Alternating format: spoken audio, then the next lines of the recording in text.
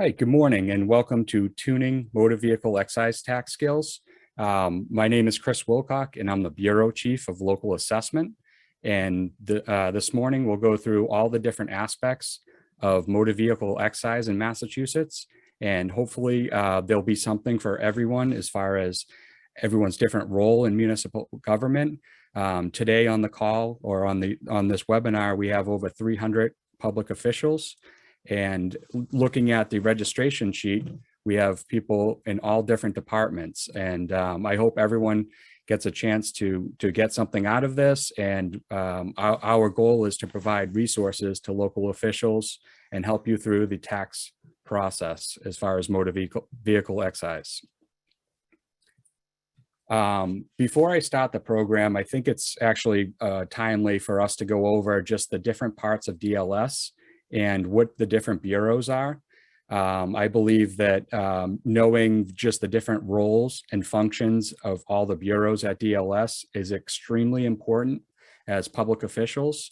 For instance, the Bureau of Accounts handles a lot of the financial transactions, and they deal a lot with the recap sheet or any financial numbers. I did see on the registrations that we do have some professionals as far as auditing departments or finance directors. So you'll deal a lot with the Bureau of Accounts. I'm from the Bureau of Local Assessment. So as far as any questions related to how to assess properties or excise tax or personal property, that would be mainly the Bureau of Local Assessment. The next bureau is actually Data and Analytics. DARB is responsible for providing all of the data sets as far as all the information that comes in from city and towns every year. As far as DARB data, anything that's put into Gateway as part of your tax rate setting process is available once things are submitted through DARB visualizations and data sheets. And later in this, I'll show you an example of motor vehicle data export that would be extremely helpful for forecasting or planning revenues based on auto excise. The next is the Financial Management Resource Bureau, also formerly known as TAB.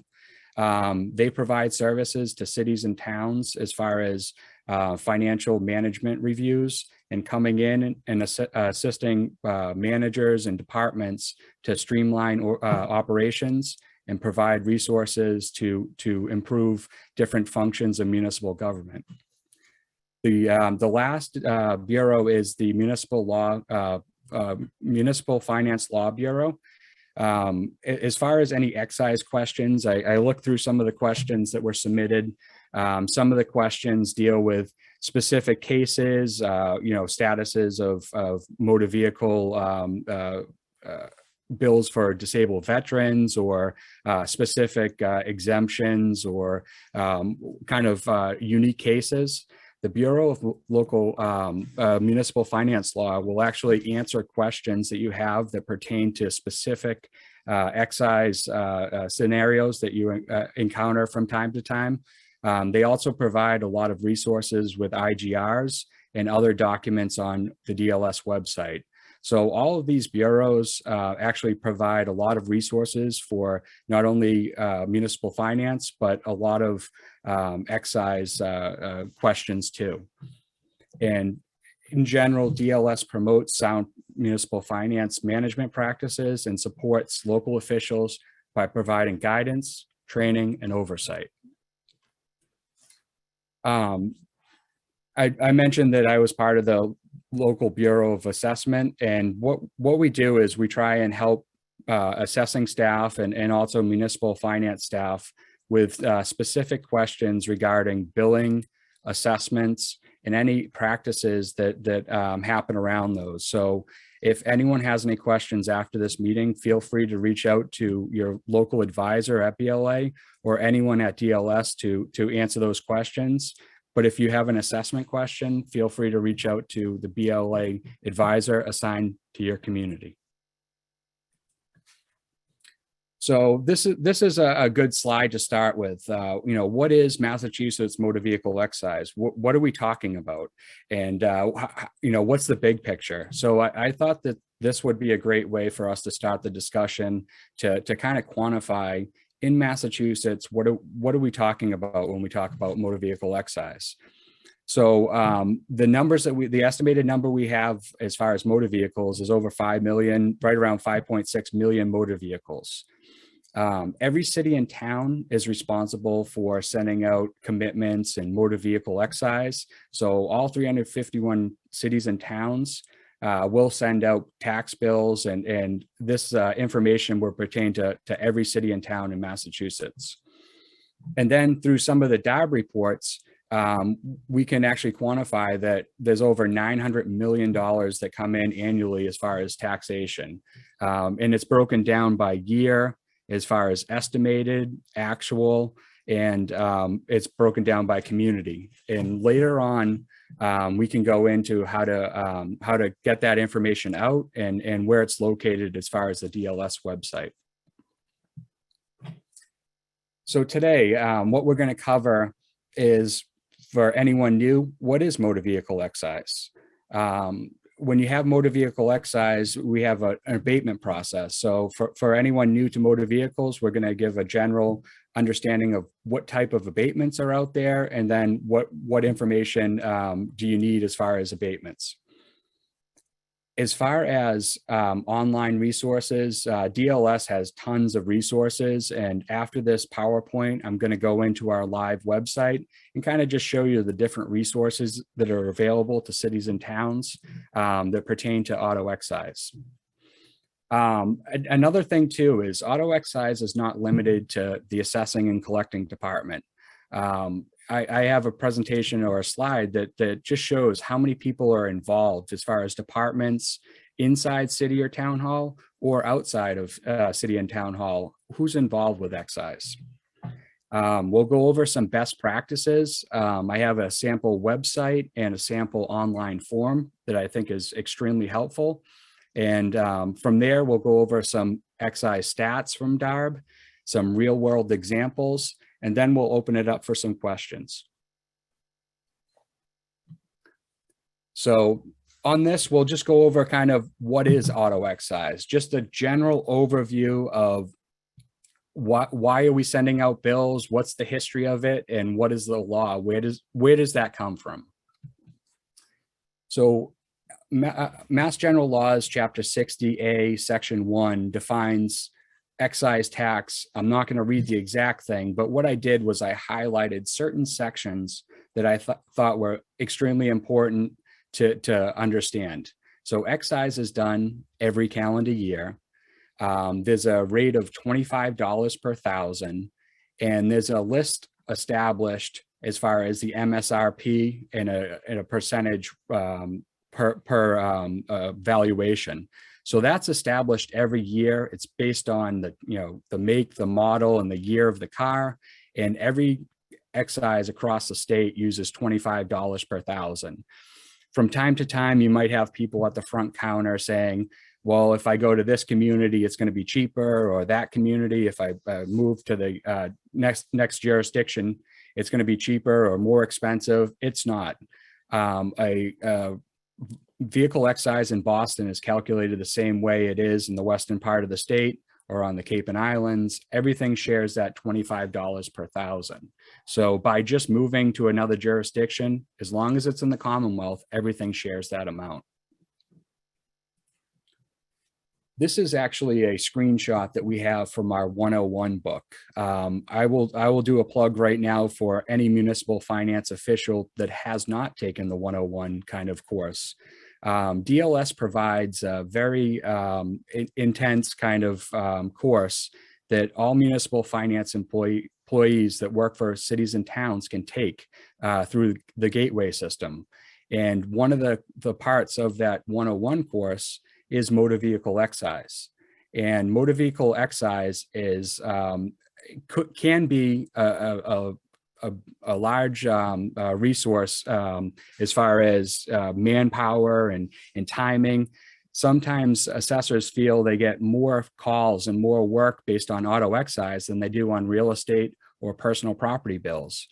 When the first commitment goes out, sometimes, they have 2 or 3 weeks of people at the front counter or emails or phone calls based on auto excise. So even though you might not be located in the assessing department, you might not be in the collecting department, I think as a manager, just understanding the resources that are needed when you send out 20,000 excise bills to all the residents or businesses in the municipality. So the link for the 101 course, you can actually go in right through Gateway. If you can find who the Gateway administrator is in your community, they should be able to set you up. If you can't, feel free to reach out to us and let us know, and we can definitely help you get there. But right now, all of the 101 courses done through Gateway and online. So it's extremely easy to take. You don't have to come into a classroom anymore. There's lots of videos and slides like this. But again, I just wanted to take the opportunity to plug 101 because it really goes into excise. And if you really want to understand it a little more, that resource is available. Back to this slide, what we're looking at here is just the overall kind of motor vehicle excise review. I guess a lot of people come up and they say, does the money go to roads? Does it do this? Does it do that?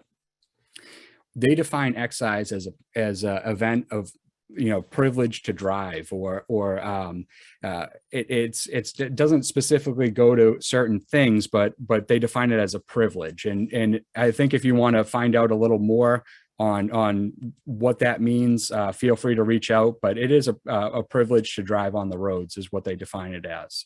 Owners are subject to annual taxes every year. Certain vehicles are exempt and we can define those, but for the most part, everyone pays it, whether you're a business, whether you're an individual. Anyone that has a registered motor vehicle in Massachusetts has an excise bill from wherever they're garaged every year.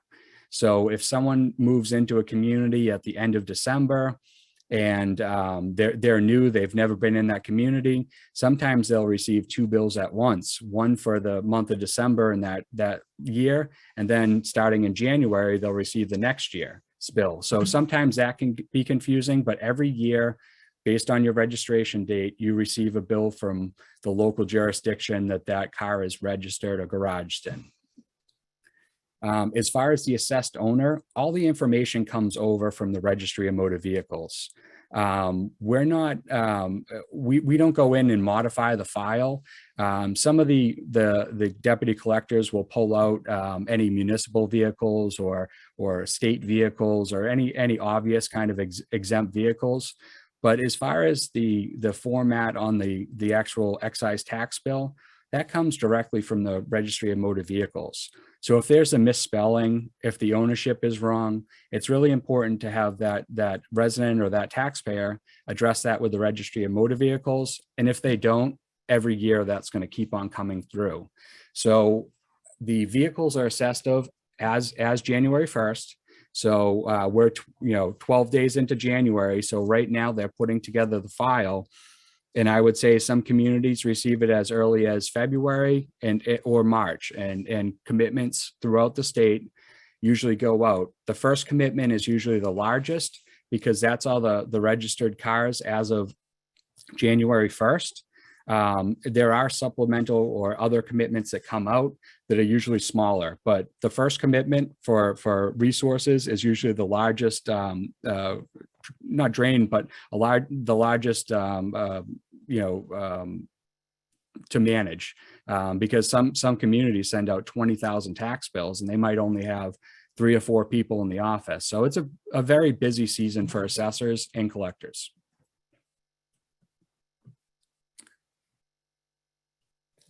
So,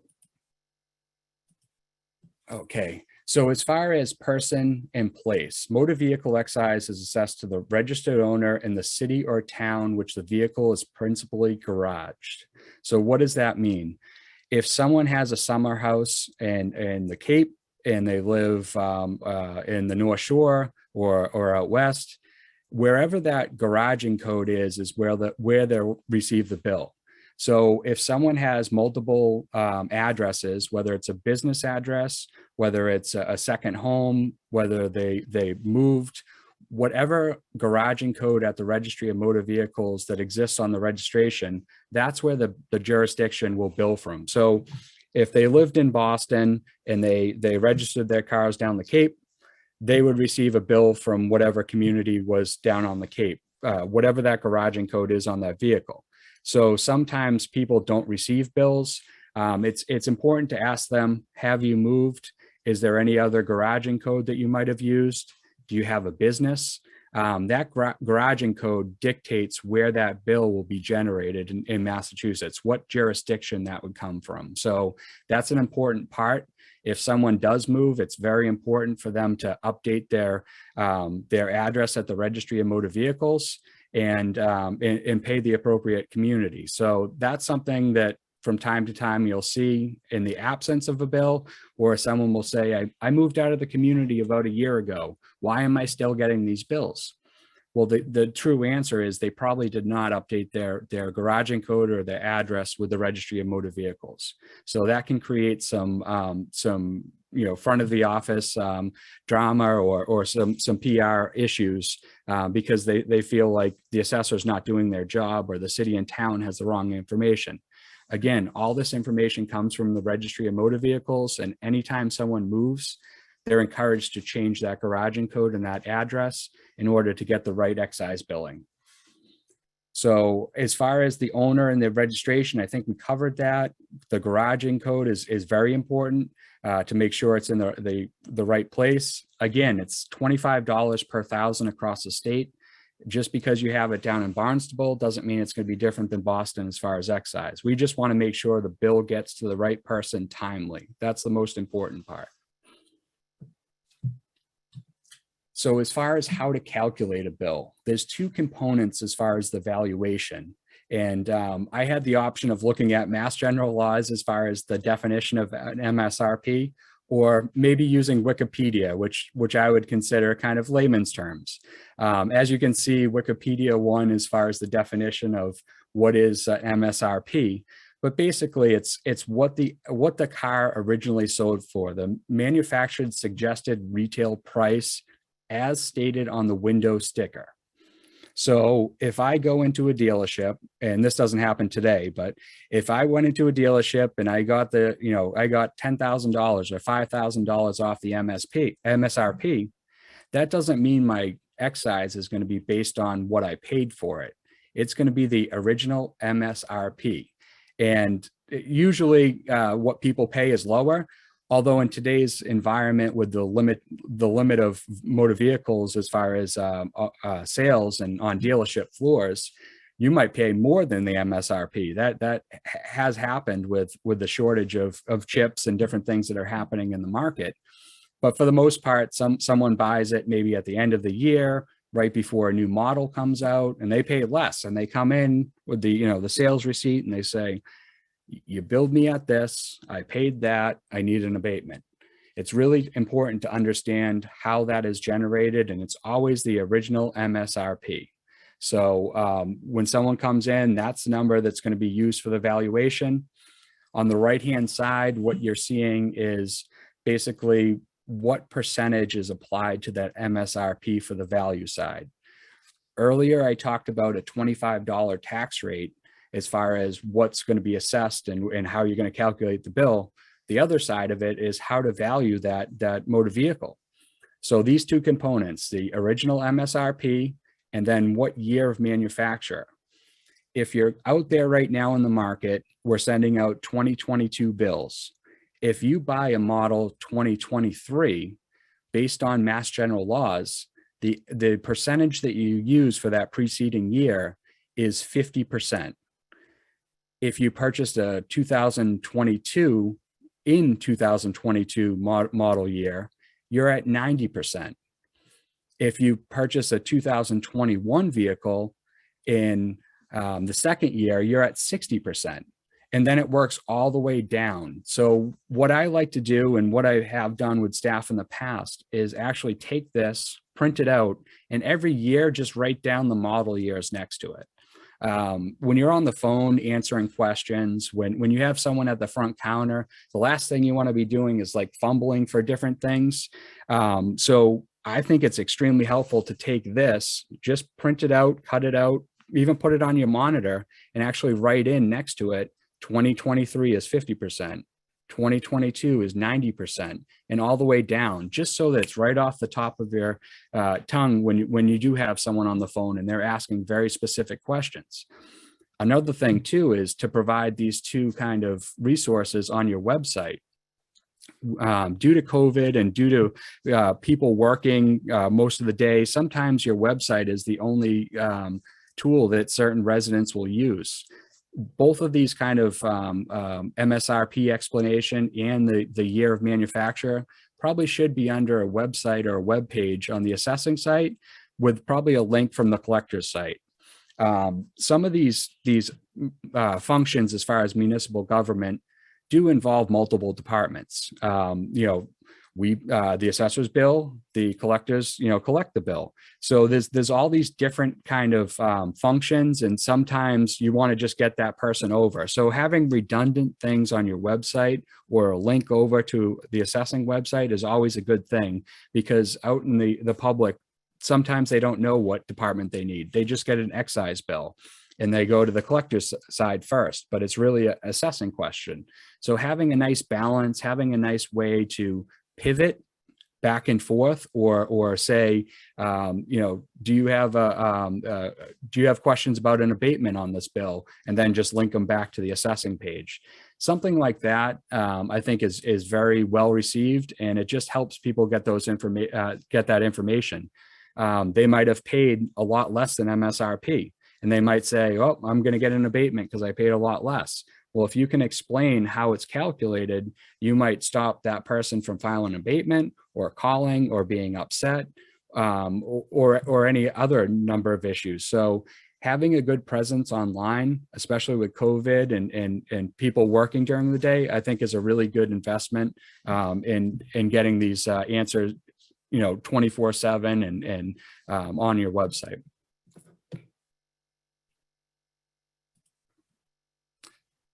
I'm just looking at the questions too, so just bear with me if I pause.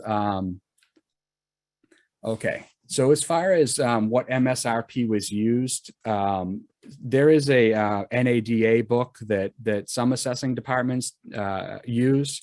There are some online resources, but you can also call the Registry of Motor Vehicles to see what number they're using. As far as the MSRP, the sticker, the window sticker usually has it on there. But there's a couple different sources. If you have a hard time finding MSRPs, just let us know. We can point you in the right direction. But the calculations from the Registry of Motor Vehicles use that number, so that is there. You might have a hard time kind of getting a hold of someone or getting that information. So there's a couple other resources that you can use, but NADA is one of them. The Registry of Motor Vehicles is another. And then there's a couple other websites that maintain what the MSRP is. So as far as a family sale, I would defer to your local assessing, your principal assessor or your board of assessors, how you want to handle that. As far as a family sale, what you want to do, if it's the same car, same plate, and it's kind of a transfer, you just want to make sure that that vehicle is paid for 12 months. As far as family sales, for the most part, there's a couple ways that you can do it. But if the father sells a car to the son, they all live in the same household, they just kind of transfer everything over. As long as that vehicle and that plate is paid for the whole year, whether you abate the first one a portion and assign a new bill, or whether you abate the second bill, you just want to make sure that they're not paying 13 months or something like that. As far as family sales, what I think would be recommended is just to make sure that that vehicle and that plate was paid for 12 months. So whether it was transferred or whatever side you want to do is, you can abate the second one, you can abate the first one and bill the second one for whatever portion of the year that is. There's a couple of different ways to do that, but I would talk with your principal assessor or board of assessors and see what procedure they'd like to do. It could be different in different offices. So as far as some math, how do you calculate the tax bill? What are the different components? The MSRP is a very important number. The percent factor, so what year is the vehicle? If you look below, what I did was I just created a little Excel spreadsheet kind of clip just to show the different years. And when the tax bills go out, what is that 90% for this year? What is 60%? And so on. Anything 2018 and below is going to have that 10%. So, some of these slides, we'll go over it. I have an example, kind of an extreme example, but anything 2018 or below is going to stay at that 10% for the life of the vehicle. So if it was a original Model T at the turn of the century, that's at 10%. If it's 2017, that's at 10%, the original MSRP. So, I don't know if NADA has, original Model T MSRPs. I'm sure that might be a hard number, but the registry should have something in there. So as far as calculating the valuation, if you look at step 1, MSRP times the percent factor, which if you look at the chart below, you can see the percent factor, and then that equals the excise valuation. The excise valuation times the tax factor. So there's a couple of different ways of calculating it. You can take the excise valuation, divide it by 1,000, and then multiply that by 25, or you can use what's called a tax factor. It's just kind of a mill rate or a tax. This is used throughout taxation across the nation. So sometimes they'll just do this calculation, which is, I think, a little easier. It saves a step. So you would multiply the tax factor. In this case, it would be 0.025 or $25 per thousand, and that will give you the tax bill for a whole year. There's different calculations used for partial year assessments or abatements, but this is just the general, how do you calculate the bill? So in the next slide, I believe I have an example. So anyone that's into cars will get a kick out of this, and they'll understand it. So a 1965 Shelby Cobra, sold in 1965 for $7,500 MSRP.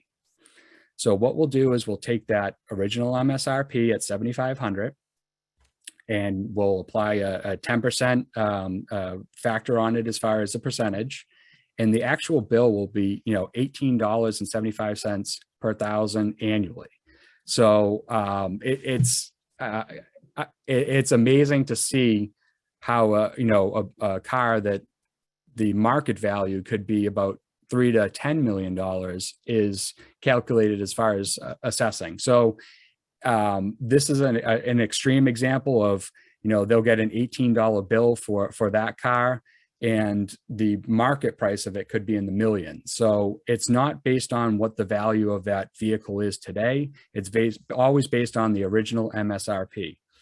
So it's something that you might see a 1955 a very antique, nice car, high-end car.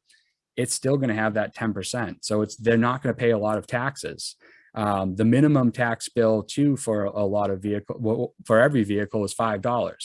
So if the calculated bill is $5 or below, there is no abatement. They pay $5 whether they own it for one day or whether they own it for 365 days. $5 is always the minimum abatement that we'll do. So it doesn't matter on a lot of vehicles that have a $5 bill. If they come in with an abatement request, you can still process it, but you can't abate anything under $5. So some of these older vehicles, you're going to run into different situations like that.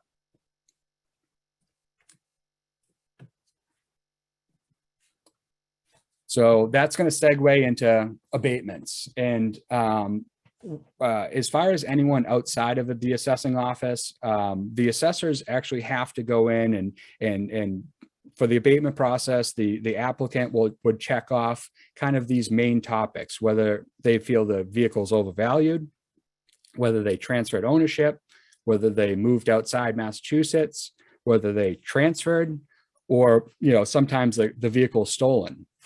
These seem to be the main reasons as far as abatements. And what this is just an example of what an overvalued vehicle is. So someone could have the wrong valuation from the Registry of Motor Vehicles. They could bring in their original sticker sheet that was on the window, and something could be wrong at the registry. That does happen. So if they feel the car is overvalued based on the wrong MSRP, they're entitled to an abatement.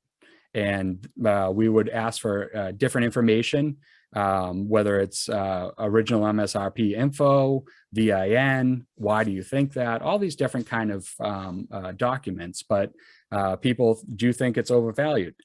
But again, going back to what they paid for it, some people will say it's overvalued because they paid less than MSRP. So that's one you have to watch out, and where you need additional information. For the most part, the values that come from the registry are correct, but sometimes they are not. So this is where that abatement would apply. As far as transferring ownership, so if someone transfers the ownership, this goes back to that family transfer. If it's in the same household, that's different. If it's transferred to someone outside the household, or it's sold, or transferred to another vehicle, there's a different abatement process there. So transferring ownership could mean a couple different things, but using the example in the chat, someone asked about a transfer in the household from family member to family member. That would be handled differently than transferring to someone outside. Moved outside Massachusetts. I don't know how many times I've seen people move outside Massachusetts and they say, you know what, I'm not going to pay the bill, or I didn't get the bill, or they possibly didn't get it. That bill does not go away. So it's very important for someone that moves out of the state to kind of take care of that. If they ever do move back to Massachusetts, I've seen excise go back to the 1990s. The deputy collector sometimes keeps that information, and as soon as they move in, they get that bill with all the fines and fees and all that stuff. And anyone moving outside the state, it's always encouraged to say, what are you doing with the vehicle? Are you registering it in the state? And please make sure you return the plate or cancel the plate online. Because if that's not taken care of, if the excise isn't taken care of, if the motor vehicle plate isn't returned, that kind of lives out there until that plate is canceled based on a renewal date. So they could have 2 years of excise out there. Another common thing is if someone moves outside the state, maybe they don't register their car in that other state. They drive with Massachusetts plates out in another state. Those are still active plates. And as far as the abatement process, depending on what's happening, they might not get an abatement. For any of those specific questions, just make sure you deal with your principal assessor or the law bureau. But if they move outside the state and they're driving on Massachusetts plates, we probably wouldn't recommend abating those bills, because it's an active plate and they haven't registered in another state. So you'll run into those from time to time, and it's a good opportunity to look at the laws and maybe call us, but that does happen. As far as what happens as far as you move within the state, the bill, as long as it's on the first commitment, that resident or taxpayer should not receive a bill from that other jurisdiction. If they receive a bill from another jurisdiction in Massachusetts, the resident or taxpayer can just bring a copy of what they paid for in the community they moved from. As long as that vehicle is not new, as long as nothing changed except the garaging, where was it garaged on January 1st? That's usually where they pay it. Any other community should see that they paid it. You don't want to pay 2 bills in the same year, and then make the either abatement or talk with that city or town to find out if they abated anything, or you don't want to have 2 bills in 2 different jurisdictions for the same year for one person. So that might be a manual process, or a bill should not be generated until the following year with the new address, but sometimes it does happen. So I guess it depends, and definitely reach out to that assessor to see if you can abate it if they paid for the whole year in the first jurisdiction.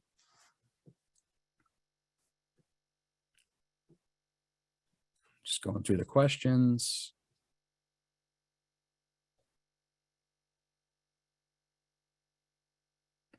Yeah, so there's a comment on here as far as contacting the RMV. Some of the questions we got before the meeting or the webinar today were dealing with Atlas and different registry of motor vehicle services. Some of the questions can be answered on Atlas or by looking up different registration information. Due to limited staff and kind of the conditions we're in, the registry is experiencing a lot of calls, even more than a traditional year. So it might be a timely process to get an answer. I would say, try to get through, and if you can't, just keep on trying, because sometimes you do need an answer. But I don't know if there's any other options. Feel free to reach out if you're having a hard time with the RMV. Maybe we can provide a different way to do it. But I know in the past I've spent a lot of time on the phone, and again with this kind of environment with offices closed down, unfortunately that's going to be part of it. So as far as abatements, other abatements, stolen vehicles do happen. So there's different things you need for stolen vehicles, and the IGR for motor vehicle excise does go into detail about what documents you need. So feel free to do that. Re-registered vehicles. If someone has a car that they only put on the road for a couple months, but they don't get rid of the car, they have to pay on the full year for that. So there is no abatement if they don't get rid of the car. There's two different things that you have to get rid of. One is the motor vehicle, and one is you have to either cancel the plate, transfer the plate, or file a lost plate affidavit. You have to do both sides of that. Just because you have the car in your garage and you only bring it out in the summer doesn't mean that you don't pay for the year, for the whole year. So again, try to have a policy with your office to go over how you address those issues. But most offices would not provide an abatement because they still own the car. So you have to get rid of the car and the plate. Those are the two components. So as far as some excise examples, I think we went through that pretty good. Looking at all the people that have signed up for this, I thought that this was a really good kind of graphic to just explain how many people are involved as far as an excise tax. A nod to John Madden, drawing his X's and O's. This is my best interpretation of John Madden's X's and O's as far as excise tax.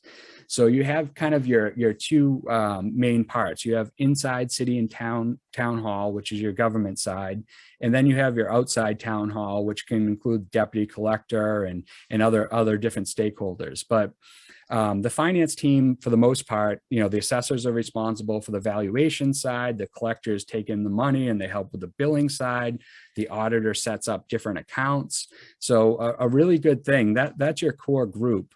You want to make sure that when the commitments are coming, you proof all the bills that go out, and you have some kind of reporting as far as warrants and different information. Those three departments, the auditing department, collector, whether it's collector treasurer or the collecting department, and the assessors, that's the core kind of group as far as how do these revenues hit the financial system? How is the billing done? How are the abatements done?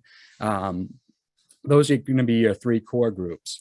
Other departments that you might not think that are involved, but should be, are definitely the mayor, the manager's office, because sometimes people get upset about taxes and excise tax in general. They don't understand certain things. They want to talk to your boss and their boss, and they end up in the mayor's or manager's office.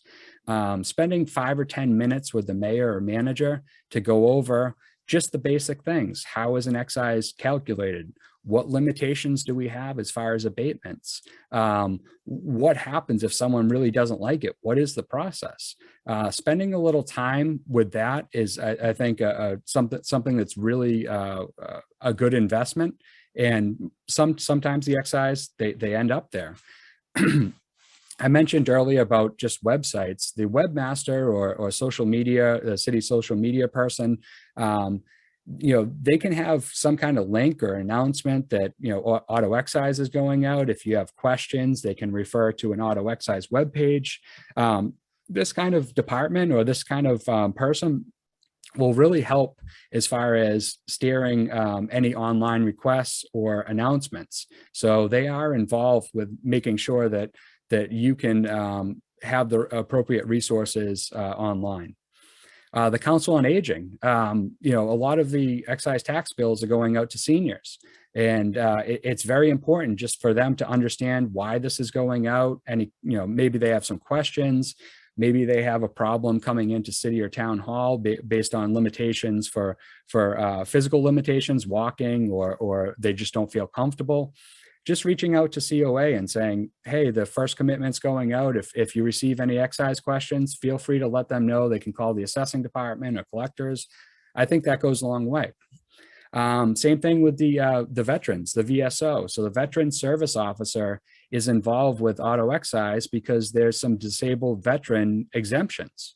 So having the Veterans Service Officer knowledgeable of what is a DV plate, what happens if someone has this classification as far as a disability through the Veterans Agency, how does that apply? So letting veterans know, but also letting the administrator in the office know what's available as far as excise exemptions and what paperwork is needed, I think is really good. Moving to the outside of City Hall, the deputy collector. A lot of communities have a deputy collector that takes kind of over the process once it reaches a certain point. If things are not paid, if they're outstanding, sometimes the city or town doesn't handle that, the deputy collector does. So that's an example of someone on the outside that handles a lot of excise. So knowing who to call if there's any questions or concerns from residents about communications with the deputy collector, just going through that kind of process of when does the excise bill reach the deputy collector and what is their role? What is their function?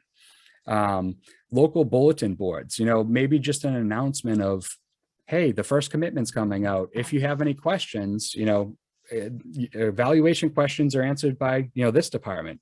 Hey, did you know you could pay this online or submit an abatement online? All those different kind of functions. I think it's a good thing to put on a local bulletin board. Same thing with the local paper, maybe just an announcement. Tax bills are going out, they're due on this date, and maybe a link to or something to mention about online transactions, if that's what your community has. So when I say local paper, sometimes that's an online paper these days, but if your manager or mayor wants to do that's also an outside kind of City Hall stakeholder that it interacts with excise tax. So just getting back and kind of recapping what we do, the Department of Local Service, Division of Local Services is really here to help you. What I have here is some kind of, in my opinion, 4 kind of pictures that define help. So anyone that has OnStar, you hit OnStar and you say, there's an emergency, or I need to get to this restaurant, or, you have a question, you have a concern, or something's troubling you. Think of DLS as OnStar, send us an email, give us a call. We're here to help out. The second picture we have is more pertaining to BOA and BLA. I don't know if you can notice it from the pictures, but This is bumper bowling. So instead of your ball falling off to the side, there's these inflatable bumpers that keep you on track. So this is used when kids are bowling, but think of BOA and BLA to kind of help you along the way, to make sure that you're continuing forward. And we want to make sure that, you get along with the process. So I thought that this picture was great for that. So DLS has really helped there, not only for regulation, but also guidelines and helping local officials. When we talk about DARB, which is the data analytics, the picture on the bottom left-hand side is, library, the Boston Library. We have a wealth of information as far as financial information from the recap process, from inside, outside organizations. So definitely feel free to call us or to browse those online resources. There are tons of resources as far as Excise, and I'll go over those in a minute. But think of DARB as a library of all financial information. And then on the bottom right, this is kind of shared between the Law Bureau and also the Financial Management Bureau, as far as, this is the Coast Guard. They're coming out to help you. You're in distress. So that's our role, is to help cities and towns with things like, taxation or excise. That's how I want you to think of Bureau of Local Assessment and DLS in general. We're here to help and guide you along the way. So from here, I'm going to actually bring up some live kind of websites. I think that it's really important for us to see what's happening out there. Just bear with me one second.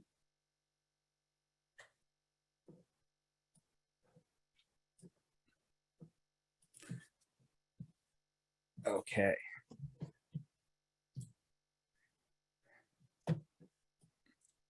So as far as all of our information, how it's housed, how you can provide, how you can search for resources, everything is based on this Division of Local Services kind of landing page. So it will give you a definition of what the bureaus are and kind of what information is out there. But since we're talking about excise today, I am going to go right to the excise section and kind of show you how to navigate. So under Finance Training and Resource Center, if you scroll down, you can see the third topic under the table is motor vehicle excise training and resources. So I think that this is something that's going to provide information for your staff, for other departments, for maybe building a website or understanding the laws of motor vehicle excise. So there is tons of resources here, whether they're bulletins, IGRs, just basic explanations, videos, and all sorts of different resources. So feel free to come in here and take a look at it. Right now, I'm just going to go to one section one component that is really good. This is actually from that 101 course. This is motor vehicle excise questions, topics, objectives. So this is what it would actually look like on a PDF kind of form. So some of the topics that we discussed today, you can go in here and actually see in more detail everything that I presented. So if you're looking for how to calculate bills, what exemptions, if you want to borrow language, if you're responding to a taxpayer or someone in your jurisdiction, feel free to copy and paste any of these kind of words or explanations or definitions. I think that why create it in your own words? You can borrow what is an amount assessed, what is a place assessed, and it will really help you have a good response to that taxpayer or that resident. So I'm not going to go through everything, but this is one of the resources that's available. And if you have specific questions, sometimes they're answered through these examples. So this is the 101 course that's available. This is the PDF one. There's an online module, and then there's a video. There's a bunch of different ways. And as you can see right here, I mentioned this earlier, excise taxes must be at least $5. So there should be no abatements for anything that was billed at $5. or no abatements given out that are less than $5. So again, feel free to look at these resources after this. As far as I know, there's some auditors and some finance professionals on here. We do actually have some motor vehicle information that's on our site, and just bear with me one second. So let's see. So under socioeconomic, we have a data set here that we're trying to work on. Because of just the sharing of data, it hasn't been updated in a little while, but we're working on possibly getting this updated. But if you're ever questioning how many motor vehicles you have in your jurisdiction, we have that information up to 2015. We're trying to get a more current list, and we're working on that. But there's some basic information here if you're comparing different communities. There is a, let's see, bear with me one second.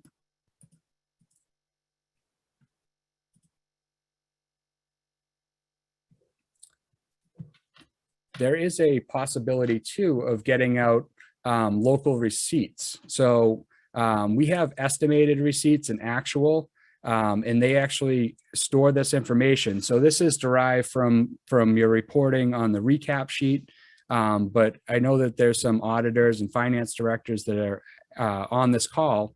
You can see whether it's a specific year or multiple years, what kind of the estimates are and what your actual receipts are for motor vehicle. So if you're looking to trend out, or you're looking to just see what happened in the last 5 years, once those numbers come in through the recap sheet, they're populated kind of on this form.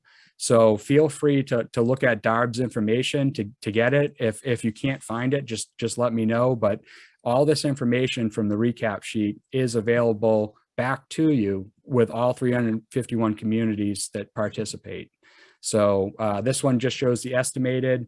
For this, I'm showing 2001, but as you can see, there's 18 through 22 available. Anyone that has a completed recap sheet. So some other resources that we have, let's see, frequently asked questions. So this is probably something that you can borrow and for website content. Chances are the questions that are asked in your jurisdiction are listed here. So if you have a question that's a little hard to answer, or you want to insert something, you can copy and paste it. As long as it's these questions here, you can copy and paste the answer with the Mass General Law kind of link if you find that helpful. But even going over this with your staff is a really good thing to do right before the bills come out. We're coming up to the first commitment. There's going to be a lot of phone calls, a lot of emails. So studying up on this, I think, is a good thing to do at this time of year. Okay, so what I wanted to do, this is actually the town of Tewksbury. So I wanted to show a real life example of what things look like in person, what kind of information you could put on a website. So this is the town of Tewksbury. They have a right on under their assessing page. So I'll navigate from the beginning. If someone was a resident, they could go to the assessing office, and over on the left-hand side, there's a excise tax or excise tax information. And then from here, they can scroll down and get what is an excise tax. Here's a copy of what the percentages are. Kind of basic information as far as abatements and what documentation is required. So when you're looking at a website or you're looking for content on a website, all 351 communities kind of do the same thing. Spend some time and go out there and see what other towns have on their site. Sometimes you'll run into towns that just have a little more IT resources, so they're a little more complex. But a lot of these other things are just copy and paste, or maybe you copy it over and tweak it a little and then publish it out. But you shouldn't have to spend too much time. And then you can also have an awareness of what are other assessors offices doing, or what are the cities and towns doing. as far as this, this is an example of technology. So over the last 2 years, we've had, the offices closed, maybe people aren't coming into city and town halls, and how does that impact your operations? Well, the town of Tewksbury actually took some time and developed this kind of online taxpayer abatement form for excise tax. So a resident or taxpayer can actually complete an excise abatement through this form online, and they can go through and select all this different information. They can provide an email so you can have correspondence, and most of the stuff can be submitted right through this, which I think in the COVID environment, or based on limitations of city and towns operational hours, this is invaluable. This provides this form 24 hours a day, 7 days a week. Taxpayers can do this. So if you're looking for a little more information, you can go to Tewksbury's website and see exactly how they did this, and maybe create something very, very similar. I understand that certain cities and towns might not have the IT resources or the budgets to do it, but you can ask those questions, and maybe it's not in the cards for this year, but maybe you can another year. So based on the comments, Rachel commented that they have an email dedicated to Excise, which is very important. So if you have a general email, sometimes that Excise email can go to 3 people in an office. And if someone has a specific question about excise, maybe there's one person that handles most of the excise. So by providing an email devoted or dedicated just to excise, what you can do is get those questions right to the right people or right to the right staff member so that they can answer it timely, instead of just going to a general assessor or someone that doesn't handle excise.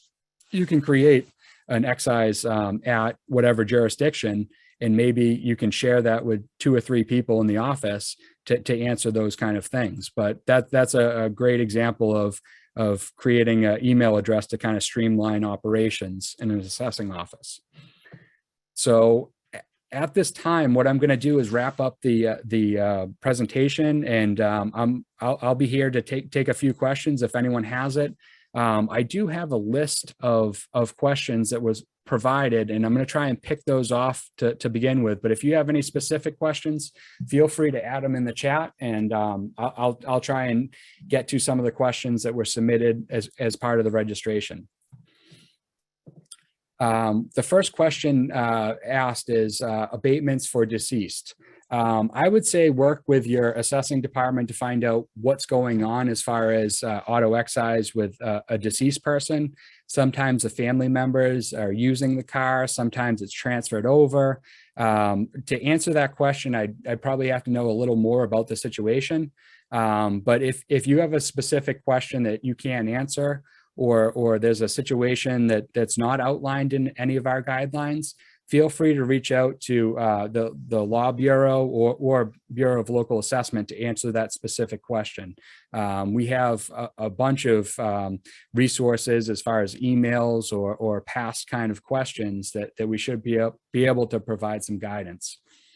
The next question asks about a reinstatement fee of $50. Can that be waived for the RMV? I'm going to defer to the deputy collector and the collector for that. I don't have an answer on that. I don't think it can be, but I would ask your either deputy collector or city collector, treasurer. Someone in that role should be able to answer that question for you.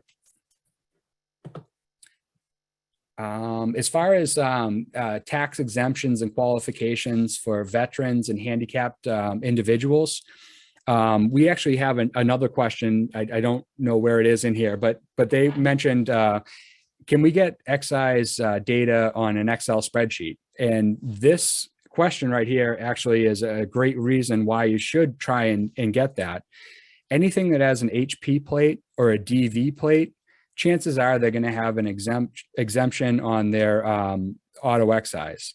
So you want to look through the plate numbers to identify the DV or HP in that, and then look through your paperwork to see if you've granted that in the past. But that's a great thing to do when the bills go out. You can look for the DV plates, you can look for the HP plates, and you can kind of start that process. Sometimes it takes a while before people get them in the mail and questions come in. But the DV plates should be pretty easy to pull out of an Excel file or through a kind of a digital list.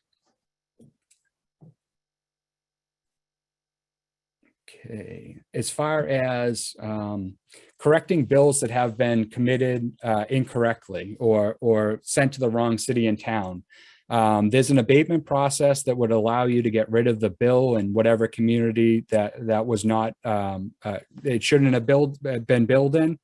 And then there's a recommitment process that you can recommit that bill to the right community. So that happens all the time.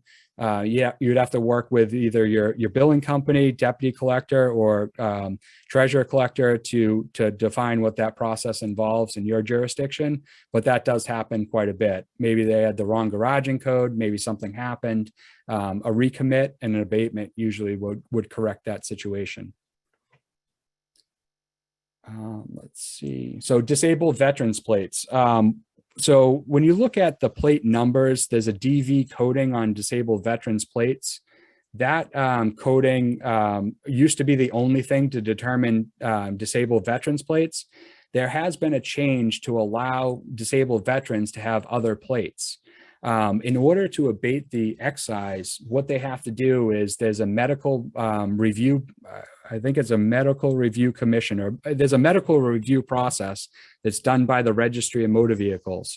And if they classify someone to be a disabled veteran, they can use another plate besides disabled veterans plates. I believe we address it in our IGR. If you have a question about it, let me know. But disabled veterans can drive on other plates now. They don't have to specifically have the DV plates, but it has to be classified by the RMV at that medical assessment. And there's paperwork that's involved. And if you have any specific questions, we're happy to provide additional answers or resources. Let's see, so active duty. So anyone that's on active duty, I believe we talk about it, but there's a letter from the commanding officer and some paperwork that needs to be submitted. I believe that's in the IGR. If you have any questions that aren't answered, again, feel free to ask us. I'm going to answer a couple more of these. Atlas. So when you're checking on a motor vehicle excise and you're looking to find out, if the plate was returned or what the garaging code, just different types of information that are given from the Registry of Motor Vehicles. The RMV has this program Atlas, which is not we're not involved with it at the Department of Revenue, but there is some online resources that if you type in Mass Registry of Motor Vehicles Atlas, that there's some links and some resources. If you can't find it, just let me know. But Atlas is kind of their software system that's available to assessing departments to look up abatement kind of information or registration information. Again, if you have any problems with that, let me know. Okay, so revoked registrations. Sometimes people drive on revoked registration. So again, you'll have to look at what happened to the car and what happened to the plate. Revoked registrations aren't an immediate cause for abatement, especially if they're driving on it, or they own the vehicle. So it's a case-by-case basis, but for the most part, a revoked registration does not automatically abate a tax bill. Okay, just bear with me 1 second.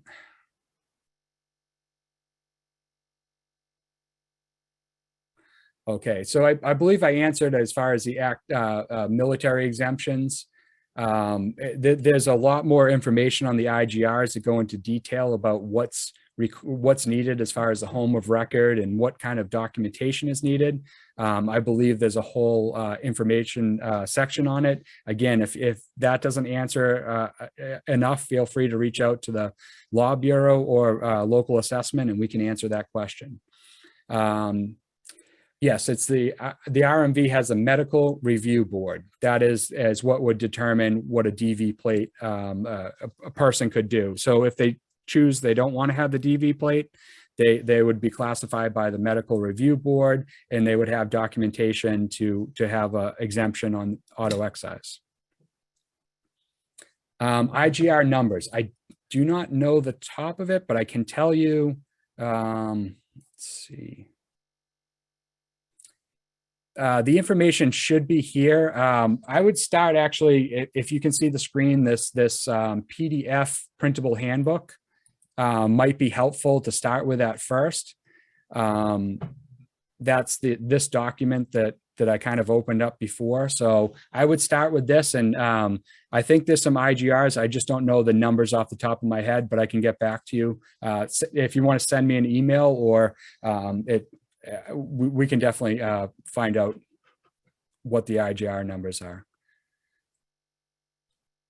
Handicapped and disabled veterans, I think I addressed that. There are exemptions for that.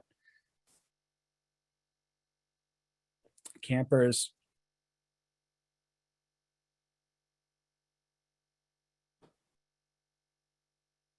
So as far as campers and motorcycles, sometimes they put them on the road halfway through the year, but that's the only partially taxed things I could see. If they put them on the road or they return the plate,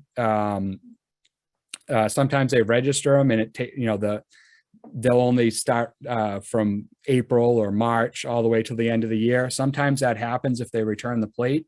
I don't know if there's any way to address that, but the partial bills might come from them only registering it for a partial year and then returning the plate and then doing the same thing next year. So on January 1st, they really don't have anything legally on the road.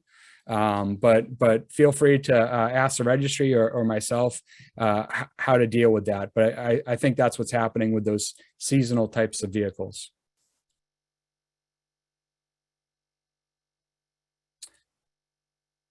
As far as another town that refuses to bill and sends things back, as far as rebilling, I think, just getting management or the chief assessor involved with those types of things. Hopefully there can be some working together with the jurisdictions, but sometimes you have to elevate the issue. So if a town refuses to abate, maybe you might ask to talk to the chief assessor or get a little more information. It does happen from time to time. But again, usually those things can get worked out. So hopefully it's not a continuing problem, but you might have to elevate that request.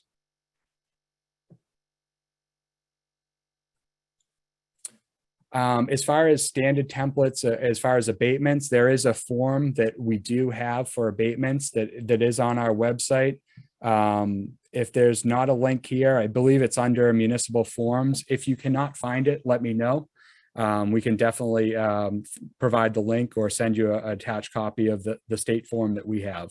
As far as rebills, usually the billing company has the same type of bill that they do for rebills. And it just has a different commitment as a recommit, a different number or something like that to say that it's a recommit, not an original commitment. All right. Let's see. I think that's going to wrap it up. Data loss. So this will be the last one, but if someone does get into an accident and the car is totaled, you can go back to that data loss as long as the plate is either returned or canceled and the vehicle is not in their possession. That is something that is covered under the 101. So when you're looking for specific questions about what do you do with a date of loss and what documentation you need, that is covered in the guidelines. But again, if that's not clear enough, feel free to reach out.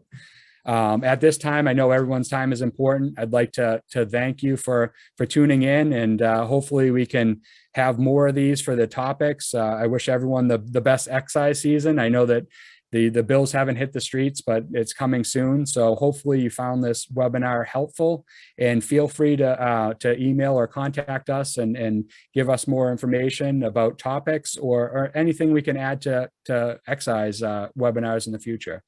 Thank you and have a great day. I hope everyone has a happy new year.